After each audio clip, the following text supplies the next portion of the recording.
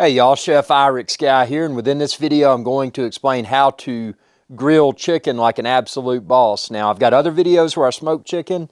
This video I'm just grilling. So what I've done, I've started my charcoal with my electric charcoal starter, and you can find this and the grill like I use. Expand this video's description, click the link there. And you can use mesquite, you could use charcoal only. You could use mesquite. I'm putting a little chunk of hickory in there. Now I'm going to put my grates down. I've got a searing grate, primarily use this for pork chops and steak, but I can actually sear the chicken tenders as well. And that's what I'm doing. I'm doing tenders or chicken strips, as you might call them. One thing that nowadays it's just hard to find good chicken, and most of the chicken breasts you get aren't any good. These tenders are great. Now a secret, I'll let these marinate in the fridge overnight, and I've linked the marinade like I'm using within this video's description. So it's a very affordable, very flavorful seasoning, but I also added some lemon juice and some, well, actually that's all I added was the season. I added the lemon juice and then put the dry seasoning on top. This dry seasoning is incredible, and like I said, I linked it within this video's description. No need to mess around with mixing your own seasoning blend when you can buy something this good, and at least at the time of filming this, it's affordable. Oh, probably shouldn't have said that, because then they'll probably jack the price up. You know, that's how everything goes.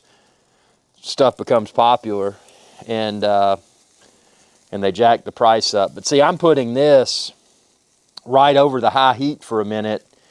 When you're grilling chicken, it's different than smoking, because when you're grilling it, you want to quickly sear in those flavors, and different than smoking, although we will get a subtle amount of hickory flavor from the hickory. The initial part is this, let's just call it our quick sear. Now, I'm keeping this for a minute or so until after the sear, because I'm not going to let any of that wet marinade, which the wet marinade is just lemon juice, I'm not going to let any of it go to waste. But look at that. Those things look, make sure y'all can see that chicken. Yeah, winter chicken dinner. You can see it. And if this was the future and you could smell it, I mean, this just smells amazing. That hickory. Sometimes I'll do chicken with mesquite. I love mesquite. Hickory and mesquite, two completely different flavor profiles, but both are excellent. I mean, they add extra goodness to the chicken. Now see, by doing this over high heat, I've quickly developed a sear on the outside of the tenders. Completely optional. You don't have to sear your chicken tenders, but I like to do that because it locks in the juices and the flavors. And, you know, you got to be careful when you're searing, because you don't want to burn it. But these cast iron searing grates, and I've linked them within this video's description too, they make searing a lot more effective than just using your standard grill grates. I mean, you can sear on standard grill grates. I mean, ultimately it's the heat, but the value add, and see, you'll see right here on this tender, see those sear marks? See those sear marks? That's what you get with these searing grates that you don't get with just standard grill grates. Because the searing grates are made to, well, and here's the standard for comparison. This one was sitting off to the side on the standard grilling grates. Those are still good sear marks, but those sear marks are not as sexy as the ones from the grilling insert, the searing insert. So, you can do whatever, you know, you do you. I'm not trying to sell you every grill and accessory in the world, but I mean, look at this. I mean, this is, why would I go to a restaurant and spend a ton of money for chicken when I can make chicken this good at home? And I know exactly what I use to marinate it. I know it's, I mean, it's going to be perfection. This is good. You could cut it up with some, you could use a knife, or you could use some food scissors and cut it up, toss it in a salad. You could just eat the strips by themselves. You could use a barbecue sauce. You could You could toss them in a buffalo sauce, make you buffalo chicken strips, or you could chunk them up and you could make buffalo chicken nuggets. I mean, there's so many things you can do with chicken strips, but the main thing is it doesn't matter what your goal is for those strips. If you don't cook them to perfection, it's going to be a disappointment. So as you noticed, I seared the other side. I'm going to let these go for a little bit with the lid open because we are going to close the lid in a moment, but we're going to get these seared very well on both sides before we do, because see, that's where the magic really starts to come into play once we've seared this. So you've got that locked in flavor, that locked in juice, and then you let the hickory penetrate for a while.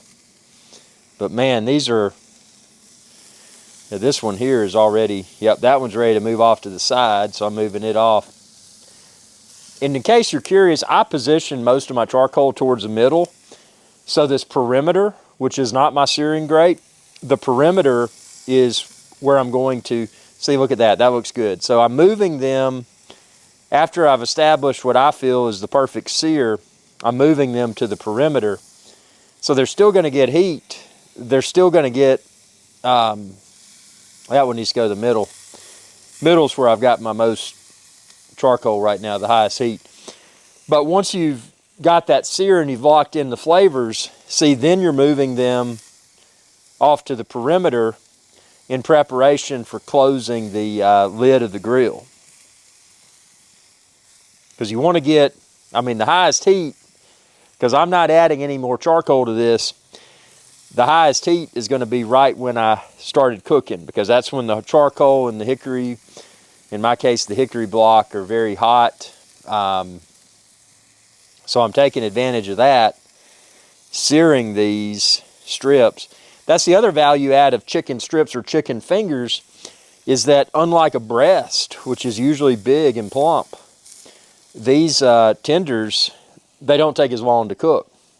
So the searing doesn't take as long as, say, a chicken breast. So quick and easy, versatile meat that, chicken is arguably probably one of the most, and I'm not a doctor, I'm not a lawyer, I'm not a politician, I'm not a dietitian, but chicken is likely one of the healthiest meats to consume. And, like I said, it's so versatile. Salad, eat it by itself, eat it on a sandwich. There's so much you can do, and you don't have to take the time, which I love smoking chicken, but you don't have to take the time to smoke chicken to enjoy delicious chicken. This is grilled chicken with the value add of, well, I put that hickory chunk in there. So after we sear this, it's really going to take advantage of that hickory chunk and finish the cook for the flavor. We've locked in the juices. We've locked in that flavor with this sear here. But now we're relocating our tenders to the perimeter. This one needed a little bit more. And the reason was, like I said, I've got the bulk of my charcoal and heat source in the middle. And that's why those that I started off away from the middle needed to, and this one needs to be moved too. It's, once you've grilled chicken long enough, you can feel by touch with your tongs if it's starting to get a little bit firm. Once it's starting to get a little bit firm instead of really mushy, that's when I know I need to move it to the perimeter. Now, obviously, if you're new to cooking, you should invest in a meat thermometer, and I've linked one that's very popular within this video's description. Because one thing about chicken, if you are inexperienced and you undercook chicken, unlike some other meats, undercooked chicken can be very dangerous. You can get sick from what's called salmonella. So it's not something that you want to gamble with. And I'm not trying to scare you away from grilling chicken. I love grilling chicken. It's one of my favorite meats. But, get that meat thermometer like I've linked within this video's description, just to make certain that when you pull it off your grill, that it's at a safe temperature to consume and you don't have to have any health concerns related to undercooked chicken. Because that's undercooked chicken, undercooked pork, those are recipes for disaster. Unless you want to sit around on the toilet and poop all day, probably worth the extra few bucks. Just until you like I said, I use a meat thermometer when I smoke because it's a science. But when I grill, I've been grilling for so long, I don't need a meat thermometer. My meat thermometer is up here in the fill of the tongs. So, and in case you're wondering, all of the food safety junkies out there, yes, these tongs that I've been touching the initial cook with, I'm going to put them in my dishwasher because I'm going to bring out fresh tongs because those tongs are, let's say, contaminated with the raw chicken. Now this extra marinade I've got, which, like I said, this is just lemon juice, and then of course some of that dry marinade, like I linked within this video's description, has soaked down into this pan. But just put that on there and just further enhance the flavor profile. This is around the perimeter. The heat source is obviously towards the center, including the hickory chunk, which is burning now. So now what we're going to do is close this, and I've got the vents open on my grill about halfway. We're going to let this cook.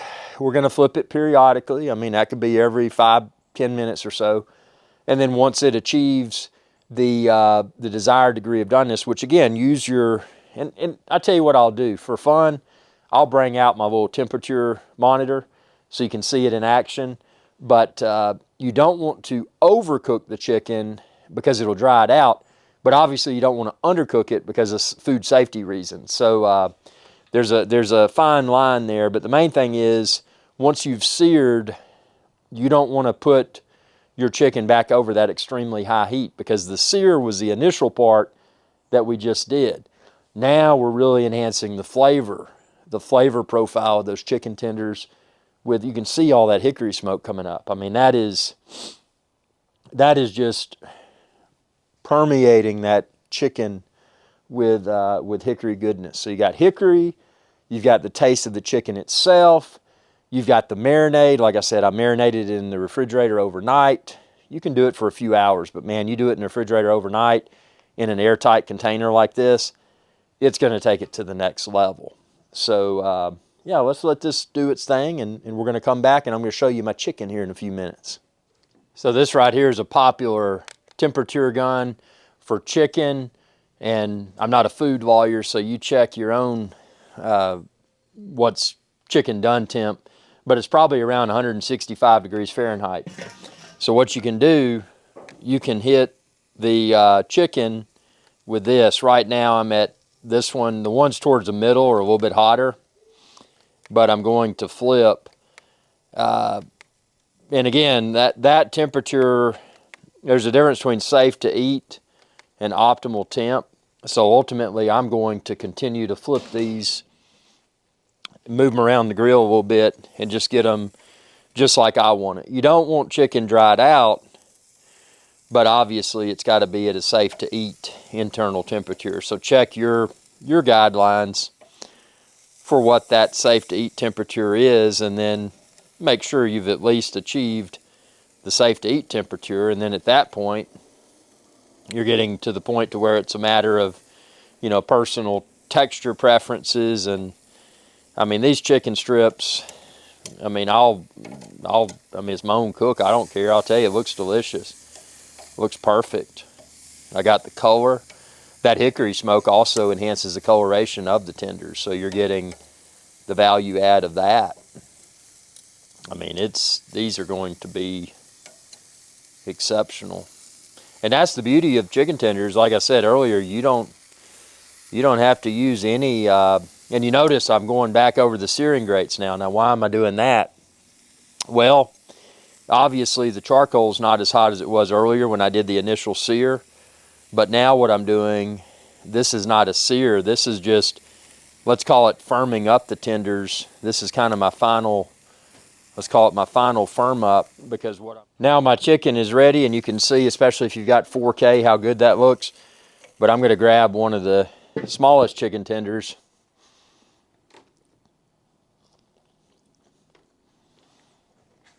Look at that.